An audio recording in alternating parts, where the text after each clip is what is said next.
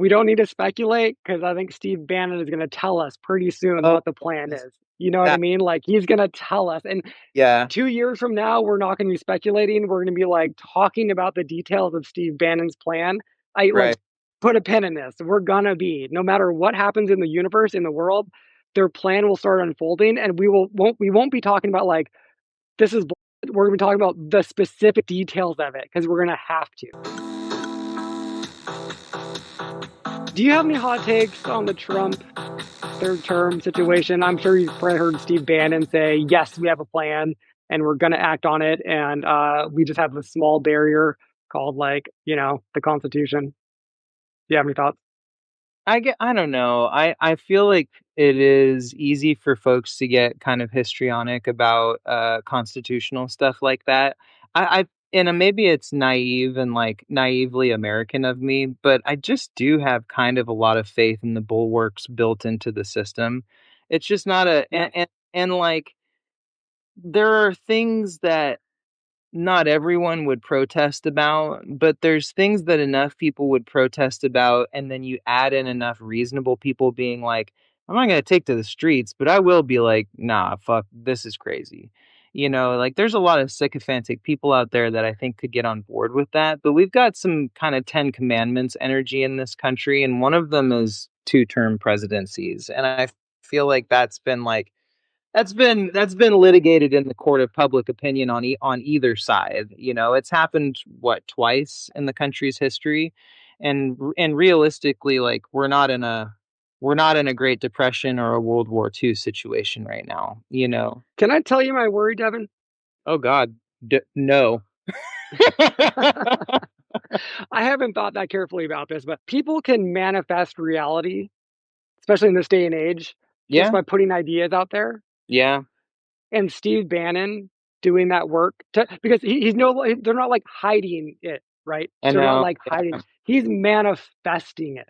yeah. And so by the time it actually becomes a problem, it might just be a thing that we the American people have just heard enough about that it doesn't scare us. And Mm, this is part of what the Trump phenomenon does is like we're insanely freaked out about like the idea of extrajudicially killing people who are just like maybe fishermen out on like in the ocean, just like random people. That is the most like insane thing until it happens for the 20th time. And then it's just go like, oh, another four people were killed in a boat. I think And that that's like part just of the thing happening today, right? Yeah, I think part of that magic that you're talking about is the kind of ability for the administration to put a wig on it and be like, I don't know what you're talking about.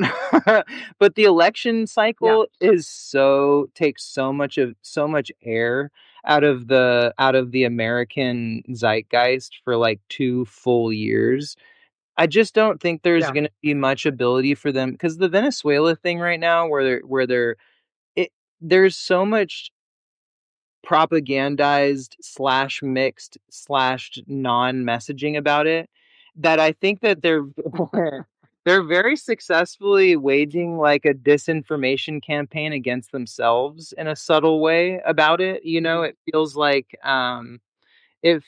like the way that they're escaping culpability is by releasing kind of a diaspora of information out to different sources at different times, but mostly hiding the truth and relying on the idea that information systems are so siloed that no amount of actual truth is going to find its way to the public at scale, which I think is true. I don't think that unless I don't even I think that we won't it'll be like an Iraq war thing where it'll be like nobody will have realized that we had 20,000 people on the ground in Venezuela for the last 3 months until the shoe drops.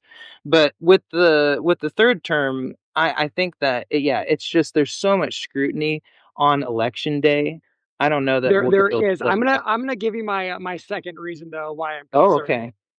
Stop And it. so this is reason number two, and then maybe we can actually talk about Venezuela. I think that's actually an interesting topic talking point. But like Same. my second point, I'm gonna call the Ben Shapiro problem, Okay. which So Ben Shapiro was massively against Trump, right? Trump won. Yeah.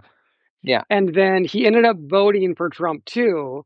And his reason was that during Trump won, there were so many serious people around him that they made it so that his wildest ideas were tamped down.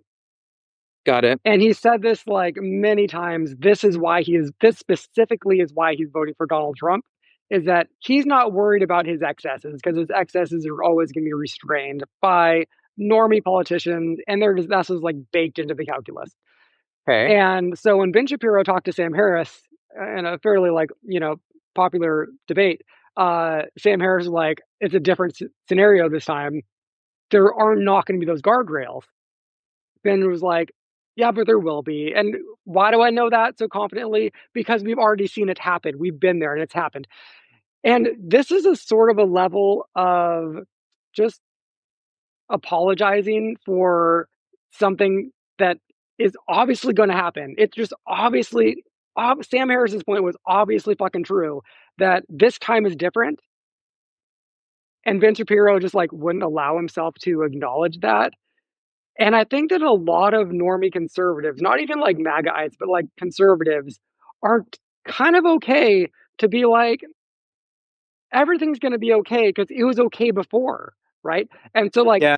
Trump, sure, he tried to sort of kind of low key do a coup, but it was okay. He left office. I heard somebody say this. I forget who, but like a conservative said this just this week on the Piers Morgan show. Like, he left office. Like, sure, he tried to do a coup. Who cares? He left office, and that it's the same sort of thing where like nothing bad ever happens. No one will ever admit any like not again not MAGAites, but like normie conservatives don't admit that a bad thing happened because like look, everything's fine, like it's fine. And that's what worries me too about the election thing. It's just like it will be very easy for people to say, look, it's fine, it's fine, forget the details. The details are gross, like it's fine. I And think Ben Shapiro will be one of those people too, by the way. But despite all of his like principled rhetoric, he will drop that and be like, "No, it's fine." And here's like some technical reason why.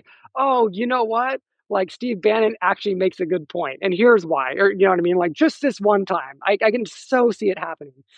I mean, they're gonna have to like burn down the Reichstag, dude. They're gonna actually have to do something. They'll have to stage some kind of false flag attack or drag us into some foreign war, or do something so I unbelievably. mean, that's gonna happen. Like, Yeah, but and what's crazy to me though is you like start rifling through the list of extreme things that a president could do in this country to claim that something crazy is happening and they need to stay, and it's like you're almost out of shit. I'm like, what are you gonna do? Draw us into a war in the Middle East? We're numb to that.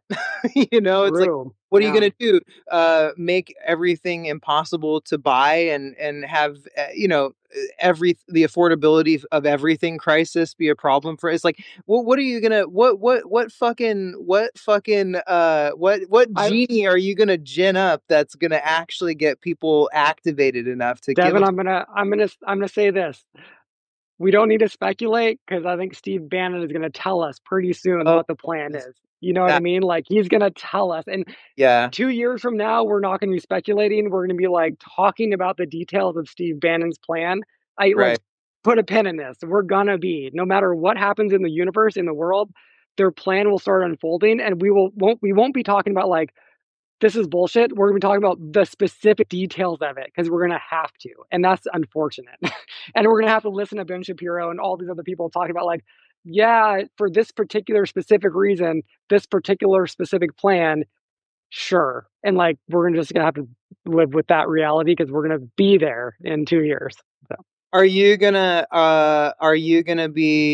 take to the streets, Pete, when Trump this is a problem. I think that we're all too like, just like nihilistic about everything, and like I don't know if I have it in me, just like everybody else. I think, we talked last podcast about right after the Charlie Kirk assassination and how it seemed like some of our maybe more emotionally volatile friends were having, strong reactions and wondering what was going to happen. And, you and myself also, I think we're also checking the temperature of the country and the zeitgeist, patiently hoping that a fracture didn't emerge in the American experience that would cause like real actual strife and fighting and I almost think in my point then was there's no one issue that divides the American public cleanly enough that we would have a civil war or that we would have something where people are fighting one another because 40% of people don't vote.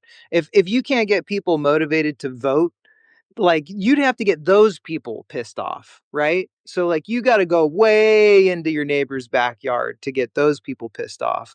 I do think that a third term presidency is one of those third rail issues that could actually kind of like cleave the American zeitgeist into.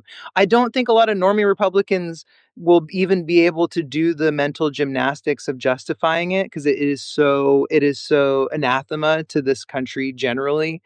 But you might be right, man. We might be really just literally on cruise control and hit year one of a Donald Trump third term before we even realize what happened. The talking points already write themselves. Oh God. FDR had 4 terms, guys. Like the Oh, liberals did it, know. the I conservatives know. should do it, and I that's why know. we got the 22nd Amendment was like after him. But like, there's precedent for it. They're gonna say this, and like I the know Supreme he's Court so will look at it, beloved and too, yeah, right? yeah.